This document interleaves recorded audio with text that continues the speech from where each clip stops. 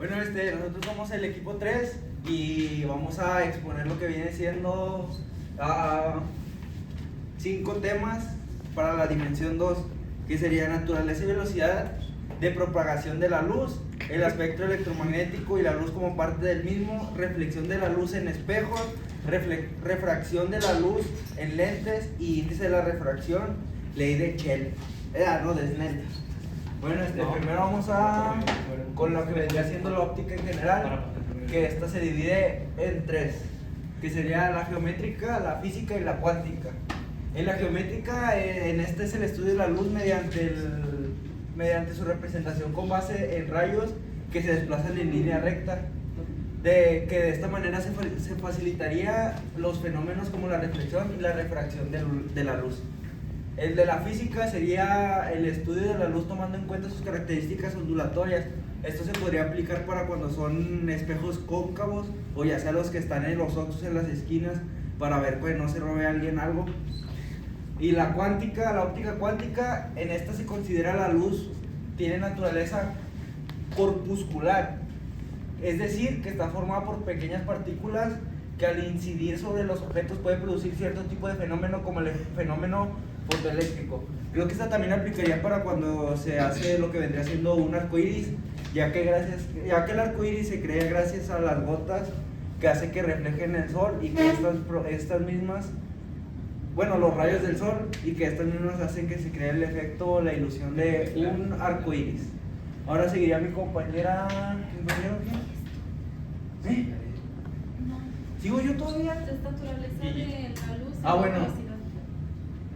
¿Se puede pausar, va? No, pero así. Le corto. A lo largo de la historia se ha debatido sobre la naturaleza de la luz. Ahora seguiría. Me fueron las palabras. Seguiría la naturaleza de la luz, que esta vendría siendo.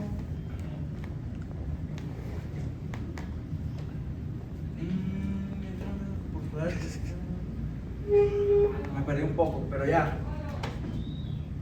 La naturaleza de la luz. Esto a lo largo de la historia se ha debatido sobre la naturaleza de la luz. Muchas personas han contribuido al desarrollo de la física. Pensaban que la luz tiene eminentemente naturaleza ondulatoria y otros se inclinaban por su naturaleza corpuscular o material. Actualmente se acepta que la luz tiene naturaleza dual, es decir, que en muchos casos se exhibe comportamiento ondulatorio, como en el caso de la reflexión, la refracción y la difracción, o bien la inferencia.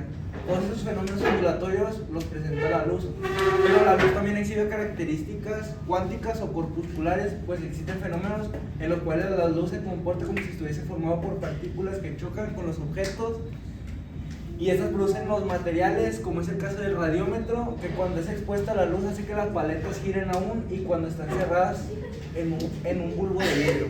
Ahora seguiría mi compañero Jared con la velocidad de la luz. ¿Todavía? Ahora seguiría la velocidad de la luz, que es por lo general como se mide en el espacio las naves los planetas a qué cierta distancia se encuentran de la Tierra o de la Luna. Y esto antiguamente se pensaba que la luz viajaba con velocidad infinita y que llegaba a cualquier parte inmediatamente. Pero hoy se conoce que la luz se mueve a una velocidad que es muy elevada, pero no es infinita ni nada por el estilo. Varios científicos se dieron la tarea de medir la velocidad de la luz. Galileo fue uno de los primeros y él llegó a la conclusión de que su velocidad era infinita, y que ya que en su época, finales del siglo XVII, no se contaba con instrumentos e infraestructura adecuada para calcular lo que vendría siendo la velocidad de la luz. No fue hasta que Albert Michelson, quien basado en métodos de otros científicos como Foucault y Fizeau, en 1850 pudo encontrar el valor que se acepta en la actualidad como el más exacto, siendo que C sería igual a 2.997.925 por 10 a la 8 metros sobre segundos. Aquí en física el símbolo C se representa para la velocidad de la luz en el vacío. Ahora seguirá mi compañero Jared.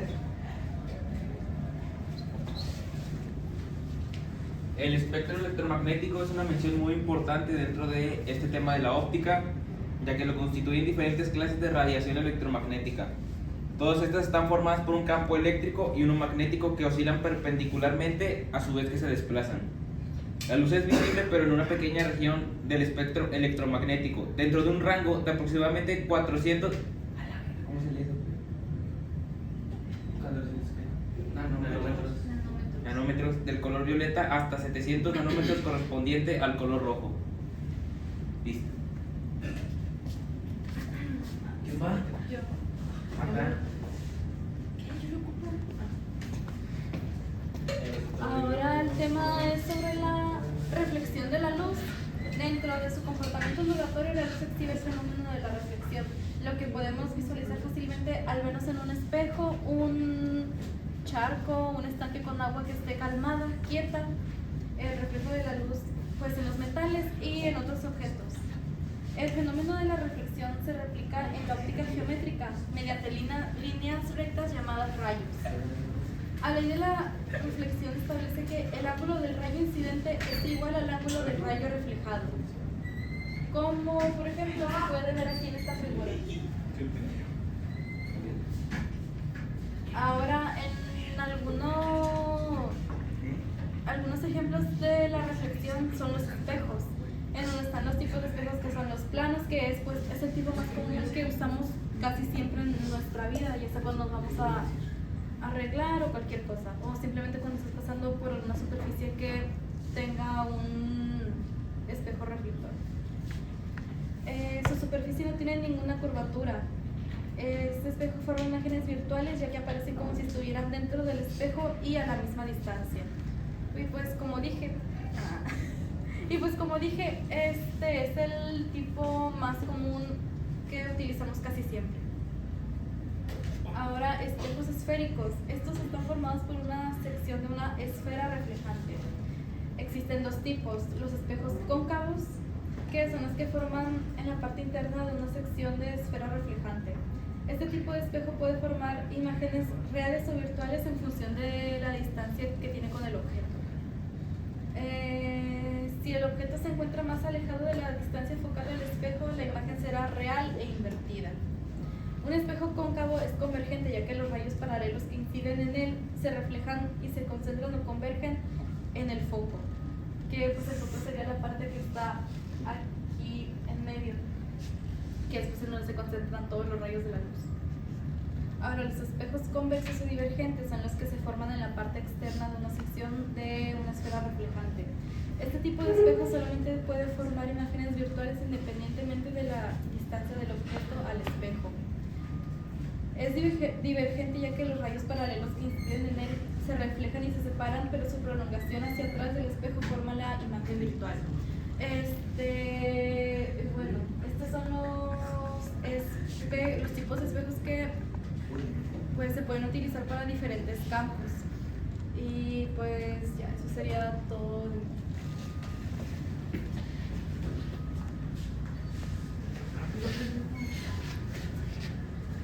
La refracción óptica dentro del comportamiento ondulatorio, la luz exhibe el fenómeno de la refracción, lo podemos visualizar fácilmente al colocar una cuchara dentro de un vaso lleno de agua. La cuchara parece quebrada o distorsionada por el efecto de refracción de la luz. El fenómeno de la refracción ocurre cuando la luz viaja en un medio como el aire u otro y llega a la superficie de separación con otro medio transparente y penetra en ese medio. Entonces la luz se desvía a su trayectoria original debido al cambio de su velocidad y se refracta. Este fenómeno también se explica en la óptica geométrica mediante líneas rectas y rayos. Para cuantificar la reflexión de la luz se aplica la ley de Snell, quien descubrió la relación entre los ángulos de incidencia y refracción mediante el siguiente modelo matemático, que es que donde la n es el índice de refracción del medio.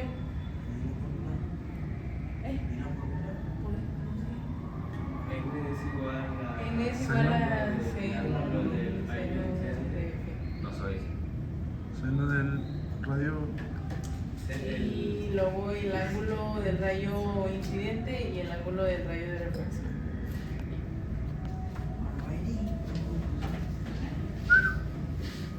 Me salí.